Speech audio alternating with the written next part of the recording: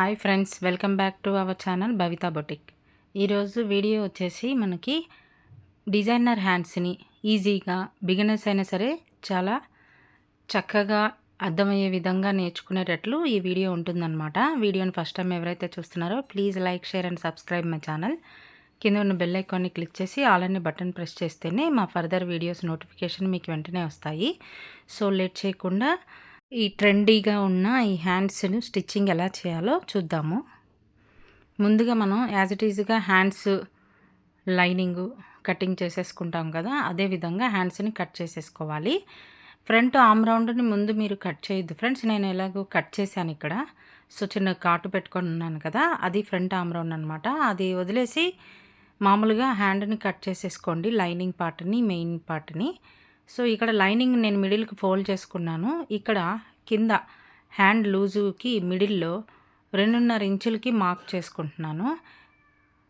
ఇక్కడ వెడల్పుకి వచ్చేసి 3 ఇంచులకి మార్క్ చేసుకుంటున్నాను. కొంచెం లోపల నుంచి అంటే ఒక హాఫ్ ఇంచు లోపల నుంచి ఈ విధంగా కర్విచ్చుకుంటూ ఇలాగా ఈ 2.5 ఇంచుల మార్కింగ్‌కి నిలువులో ఈ విధంగా మార్క్ చేసేసుకోవాలి నేను చూపించినట్లు. ఫ్రెండ్స్, మార్కింగ్ అనేది మనకి నచ్చిన షేప్ చేసుకోవచ్చు. ఈ షేప్ చేసుకుంటే వచ్చే డిజైన్ అనేది ఈ హ్యాండ్స్‌కి నేను చూపించినట్లు వస్తుందన్నమాట. డిఫరెంట్ షేప్స్ చేసుకోవచ్చు. ఈ పెటల్ హ్యాండ్స్ లాగా ఉండే ఈ ప్యాటర్న్ అనేది బాగుంటుంది హ్యాండ్స్‌కి, పిల్లలకైనా కూడా బ్లౌజెస్‌కైనా. ఇది వచ్చేసి డోరీకి నేను డోరీ అంటే మనకి పైపింగ్ కోసమని ఒక 1.5 ఇంచు వెడల్పున్న ఈ క్రాస్‌లో ఒక క్లాత్‌ని తీసుకున్నాను కాంట్రాస్ట్‌లో గోల్డ్ కలర్‌లో. మనకి బ్లౌజ్ హ్యాండ్స్‌కి వచ్చిన దానికి కాంట్రాస్ట్‌లో తీసుకుంటే మనకి హైలైట్ అవుతుందనమాట ఈ పైపింగ్ అనేది. దీన్ని మనం ఈ చూపించిన విధంగా డోరీ పెట్టేసి చక్కగా ఇలాగా సింగిల్ ఫుట్ సహాయంతో నీట్‌గా పైపింగ్ లాగా స్టిచ్ చేసేసుకోవాలి. చక్కగా టైట్‌గా స్టిచ్ చేసుకోండి, అప్పుడే ఫినిషింగ్ బాగుంటుంది. దీన్ని నేను ఇలా కొలుచుకుంటున్నాను ఇప్పుడు ఈ హ్యాండ్‌కి కరెక్ట్‌గా వస్తుందా లేదా అని. సో ఇది సుమారుగా మనకి కాస్త ఒక 4, 5 ఇంచెస్ ఎక్స్ట్రానే కుట్టుకుంటే బాగుంటుంది. ఎందుకంటే హెచ్చు తగ్గులు వస్తే ఎక్కువ ఉన్నా పర్లేదు కానీ తక్కువ ఉంటే మళ్ళీ జాయిన్ చేసుకోవడం పెద్ద చిరాకు పని అనమాట. సో ఈ విధంగా జాయిన్ చేసుకున్న తర్వాత ఈ పట్టీని సమానంగా అంటే ఒక హాఫ్ ఇంచ్ కన్నా కొద్దిగా ఒక పాయింట్ తక్కువకి ఈ విధంగా నీట్‌గా ఒకే లెవెల్‌లో కట్ చేసుకోవాలి. దీంతో ఫినిషింగ్ చాలా బాగా వస్తుందన్నమాట. సో ఈ హ్యాండ్‌కి మిడిల్‌లో ఇప్పుడు ఈ షేప్ ఉంది కదా! ఈ షేప్‌ని అటాచ్ చేయడానికి నేను ఈ హ్యాండ్‌ని డిజైన్ చేయడానికి ఈ పీస్‌ని ఇప్పుడు మనం కట్ చేసుకున్నాం కదా! 2.5 ఇంచుల వెడల్పు, 3 ఇంచులు 2.5 ఇంచులు పొడవు, 3 ఇంచుల వెడల్పుతో ఆ పీస్‌ని ఇలాగే ఫోల్డింగ్‌లో పెట్టేసి ఇక్కడ ప్యాచ్ వర్క్ చేయాల్సిన ఈ క్లాత్‌కి పైన ఒక 1.5 ఇంచు పైన ఒక 1 ఇంచు, కింద ఒక 1.5 ఇంచుకి మార్జిన్ పెట్టుకొని ఇక్కడ సైడ్ ఈ కర్వ్ దగ్గర మాత్రం ఒక 3/4 ఇంచు మార్జిన్‌కి మార్క్ చేసుకొని ఈ విధంగా ఫోల్డింగ్‌లో దీన్ని ఈ విధంగా కట్ చేసుకోవాలి. కింద షేప్ అనేది లైట్‌గా రౌండ్ కర్వ్ రావాలి. ఇది షేప్ ఎంత నీట్‌గా ఇచ్చామా అన్న దాని మీద మనకి ఈ హ్యాండ్స్ పెటల్ అనేది నీట్‌గా ఈ ప్యాచ్ అనేది రెడీ అవుతుందన్నమాట. సో ఈ విధంగా రెడీ చేసిన తర్వాత దీన్ని మనం క్యాన్వాస్ మీద అంటే పేపర్ క్యాన్వాస్ ఉంటుంది కదా! దానిపైన స్టిక్ చేసేసి ఐరన్ చేసి నేను అన్ని వైపులా స్టిచ్ చేసేసుకున్నాను. సో దీన్ని ఇలా రెడీ చేసిన తర్వాత మళ్ళీ ఇంకొక సేమ్ ఇదే క్లాత్ తీసుకొని రివర్స్‌లో పెట్టేసి అంటే క్యాన్వాస్ పైన పెట్టేసి ఈ ప్యాచ్‌ని దీనిపైన పెట్టి ఇలా పిన్ పెట్టేసుకున్నామంటే కదలకుండా ఉంటుంది. కింద రౌండ్ కర్వ్ ఏదైతే ఉందో ఓన్లీ ఆ పార్ట్‌ని మాత్రమే ఒక పాదం కుట్టు వెడల్పుతో, అంతకన్నా పాదం కుట్టు కన్నా కొంచెం తక్కువే వేసుకోండి, సన్నగా ఇలాగా జాయిన్ చేసేసుకోవాలి. ఆల్రెడీ మనం క్యాన్వాస్‌ని స్టిచ్ చేసుకుంటాం కదా! జస్ట్ ఈ కార్నర్‌లో దానిపై నుంచి స్టిచ్ చేసినా కూడా సరిపోతుంది. ఇలాగ స్టిచ్ చేసిన తర్వాత ఈ ఎక్స్ట్రా ఉన్న డౌన్ పార్ట్‌ని కట్ చేసేసుకున్నాను. సో ఈ విధంగా కట్ చేసుకున్న తర్వాత ఈ పిన్ ఓపెన్ చేసేసి ఇది ఫోల్డింగ్ అయ్యి మళ్ళీ బ్యాక్ సైడ్‌కి రివర్స్ తిరగాలంటే ఈ విధంగా చిన్న చిన్న కట్స్ పెట్టేసుకోవాలి. ఇక్కడ స్టిచ్‌ని డిస్టర్బ్ చేయకుండా కట్స్ పెట్టుకోవాలి. లేదంటే ఈ కట్ అయిందంటే మనకి హోల్ పడిపోతుందన్నమాట. సో ఈ విధంగా పక్కకు మలిచేసి ఈ విధంగా గోరుతో ప్రెస్ చేసామంటే చక్కగా నీట్‌గా సెట్ అయిపోతుంది. ఫోల్డింగ్ చేసుకున్నప్పుడు ఈజీగా ఉంటుంది. సో ఈ విధంగా బ్యాక్ సైడ్‌కి ఫోల్డ్ చేసేసుకొని మీరు కావాలంటే ఒక స్టిచ్ ఏసేసుకోండి. నాకు కొంచెం చేయి తిరిగింది కాబట్టి నేను స్టిచ్ చేసుకోవట్లేదు. ఈ విధంగా ఫోల్డ్ చేసిన తర్వాత ఎడ్జ్‌లో ఒక సన్నగా స్టిచ్ చేసుకోండి. ముందుగా మనం స్టిచ్ చేసుకున్న ఈ పైపింగ్ ఉంది కదా! గోల్డ్ కలర్ పైపింగ్‌ని ఈ విధంగా బ్యాక్ సైడ్‌కి పెట్టేసి కరెక్ట్ సైడ్ వైపు ఈ పైపింగ్‌ని స్టిచ్ చేసుకోవాలి. ఈ ప్యాచ్ మీదకి. ఈ ఫినిషింగ్ అనేది చాలా నీట్‌గా రావాలని గుర్తుపెట్టుకోండి ఫ్రెండ్స్. జాగ్రత్తగా, నిదానంగా ఈ పైపింగ్‌ని పెట్టి నీట్‌గా ఎడ్జ్ మీద నుంచి స్టిచ్ చేసామంటే ఉన్న ఫినిషింగ్ పైనే మనకి డిజైన్ ప్యాటర్న్ అనేది లుక్ బాగా తెలుస్తుంది. సో, మెల్లిగా చేసుకోండి, తొందరపడొద్దు. చక్కగా జాయిన్ చేసిన తర్వాత ఈ ఎక్స్ట్రా పైపింగ్‌ని కట్ చేస్తున్నాను. సో, ఇప్పుడు మనం ఇక్కడ పైన ఉన్న ఈ కర్వ్ 2 సైడ్‌ల కర్వ్ పార్ట్‌ని ఎక్స్ట్రా ఉన్న పార్ట్‌ని ఈ విధంగా కట్ చేసేసుకోవాలి. ఇలా రెడీ అయిన తర్వాత దీనికి అంటే ఈ పైపింగ్ పైన నుంచి ఇలాగేదైనా బాల్ దీన్ని కానీ లేదంటే మనకి బాల్ బీడ్ లేస్ దొరుకుతుంది కదా! అలాగైతే గనక అడుగు నుంచి పెట్టుకోండి. అంటే పైపింగు కింద నుంచి పెట్టుకోండి. ఇది చక్కగా ఫోమ్ లేస్ కాబట్టి చక్కగా స్మూత్‌గా స్పాంజ్‌లా ఉంటుంది కాబట్టి నేను పైకి పెడుతున్నాను. లుక్ చాలా బావుంటుంది ఇలాంటివి వేసినప్పుడు. చాలా సాఫ్ట్‌గా ఉంటుంది కాబట్టి కుట్టడానికి కూడా కంఫర్ట్ ఉంటుంది. ఇలా జాగ్రత్తగా, నిదానంగా కరెక్ట్‌గా పైపింగ్‌ని డిస్టర్బ్ చేయకుండా కింద గోల్డ్ పైపింగ్ కనిపించాలి. అదేవిధంగా ఈ లేస్ కూడా ఫినిషింగ్‌తో నీట్‌గా అటాచ్ అయ్యేటట్టు చూసుకోండి. కంపల్సరీగా ఈ లేస్ అటాచ్ చేసినప్పుడు లేస్ కలర్ థ్రెడ్‌నే స్టిచ్ చేసుకోవాలి, గుర్తుపెట్టుకోండి. నెక్స్ట్ మనం మెయిన్ క్లాత్ రివర్స్ సైడ్ అంటే లైనింగ్ క్లాత్ కూడా రివర్స్ సైడే పెడుతున్నాను. ఎటు పెట్టినా పర్లేదు. నేను జస్ట్ రివర్స్ అని పెట్టాను మార్కింగ్ లైనింగ్ పైన. మెయిన్‌గా మనం గుర్తుపెట్టుకోవాల్సిందేంటంటే ఫ్రంట్ ఆర్మ్ రౌండ్ మనం కట్ చేసుకున్నామంటే కన్‌ఫ్యూజ్ అవుతాము. సో, దానికోసమని నేను ఈ విధంగా మార్క్ చేసుకున్నాను అంతే. ఫ్రంట్ ఆర్మ్ రౌండ్ అందుకే కట్ చేయకూడదు. తర్వాత మొత్తం ఫినిష్ అయిన తర్వాత కట్ చేసేసుకోవచ్చు ఒకేసారి. దీని పైన నుంచి కరెక్ట్‌గా ఈ పైపింగ్‌ని కరెక్ట్‌గా మార్క్ చేసుకున్న దాని ప్రకారం అంటే మనం కట్ చేసుకున్నాం కదా! ఈ కర్వ్ షేపు దాని ప్రకారం స్టిచ్ చేసుకోవాలి. ఈ మిడిల్‌లోకొచ్చేసరికి కరెక్ట్‌గా ఇలాగా నేను చూపించినట్లు స్టిచ్ చేసుకోండి.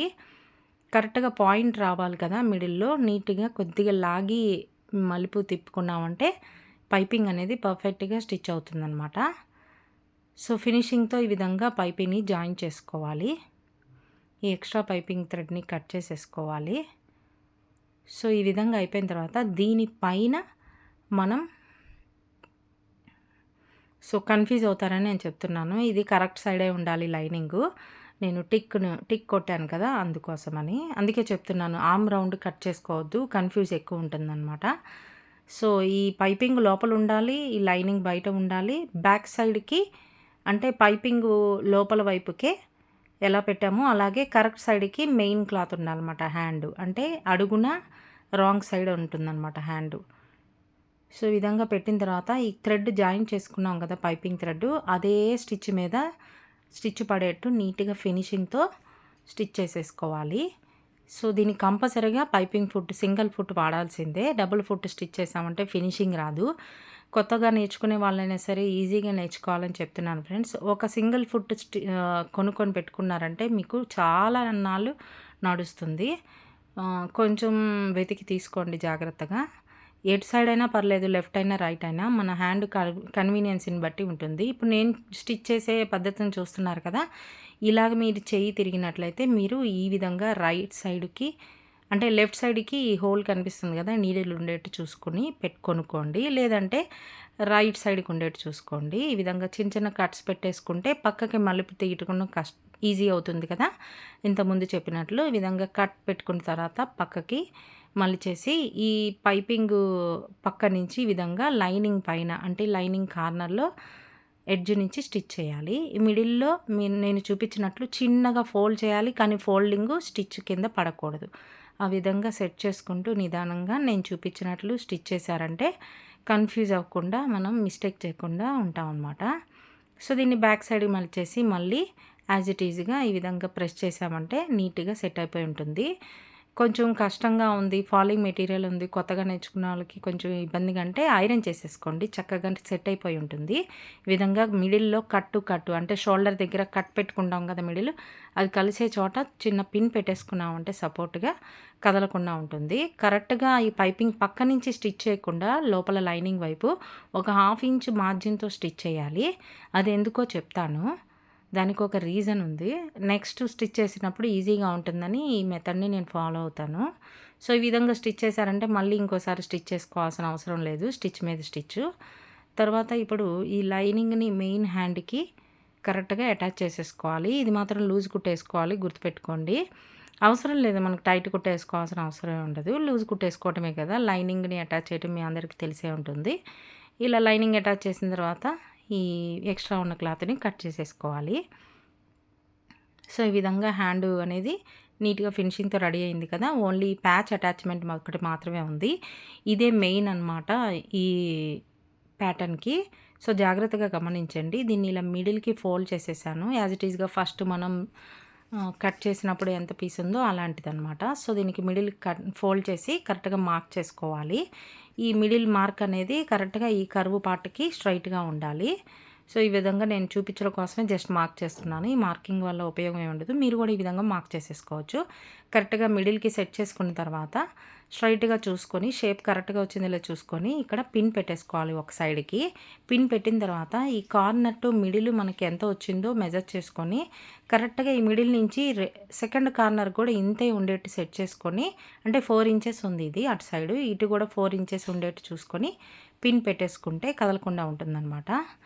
నేను ఇక్కడ ఈ ప్యాచ్ ఎడ్జ్ నుంచి స్టిచ్ చేస్తున్నా గానీ మీరు స్టార్టింగ్ నుంచి ఆ చివరి నుంచి స్టిచ్ చేసేసుకోండి. మళ్ళీ కదలకుండా ఉంటుందనమాట. కరెక్ట్‌గా ఈ పైపింగ్ పక్క నుంచి నీట్‌గా ఫినిషింగ్‌తో పైపింగ్‌ని ఎలా స్టిచ్ చేసుకున్నామో ఈ పెటల్ ప్లేస్‌లో ఇదే విధంగా దాని పక్క నుంచి స్టిచ్ పడాలి. గుర్తుపెట్టుకోండి ఫ్రెండ్స్, ఈ ప్యాచ్ కార్నర్ మాత్రం కొంచెం రఫ్ లాగండి. కొంచెం గట్టి కుట్టేసుకున్నామంటే అక్కడ ఎప్పుడు కూడా కుట్టు ఊడిపోకుండా ఉంటుంది. ఇలాంటి టెక్నిక్స్ అన్నీ మీరు ఫాలో అవ్వాలంటే మీరు వీడియోని స్కిప్ చేయకుండా చూడండి. అప్పుడే నేను చెప్పేది మీకు పూర్తిగా అర్థమవుతుందని చెప్తున్నాను. సో, నేను ఇంతకుముందు చెప్పినట్లు ఇటు సైడ్ నుంచి ఈ కార్నర్ నుంచి చేసినప్పుడు మళ్ళీ ఇంకోసారి స్టిచ్ చేసుకోవాల్సిన అవసరం ఉండదు. పొరపాటున నేను ఈ ప్యాచ్‌ని అటాచ్ చేయాలనే ఉద్దేశంతో త్వరగా నేను చూపించడంతో మీకు ఆ క్లిప్పింగ్ మిక్స్ అయిందని మళ్ళీ చూపిస్తున్నాను. సో, ఈ విధంగా చేసిన తర్వాత మనకి సెట్ అయిపోయి ఉంటుంది. ఇప్పుడు ఈ పిన్ తీసేసి మనకు కావాల్సిన బటన్ గానీ, ఏదైనా ప్యాచ్ గానీ, ఫ్లవర్ గానీ, ఎనీథింగ్ ఒక చిన్న బోలా కానీ ఏదో ఒకటి మనం మిడిల్‌లోకి సెట్ చేసేసుకోవచ్చు. సో, ఫైనల్‌గా ఈ విధంగా simple and designer hands pattern ready అయిపోయింది. ఎలా అనిపించింది? నచ్చిందా? మీరు ట్రై చేస్తారా? ట్రై చేసి ఎలా అనిపించిందో నాకు కామెంట్ చేయండి. Thanks for watching.